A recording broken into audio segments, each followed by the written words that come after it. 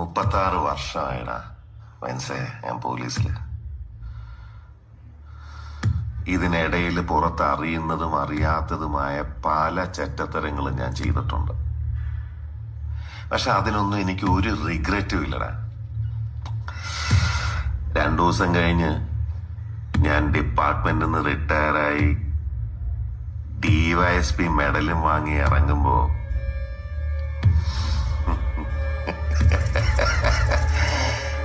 George sir പഴയ George sir തന്നെയാണ്. നീ ആരെയാണ് ഈ പേടിപ്പിക്കുന്നേ? എന്നെ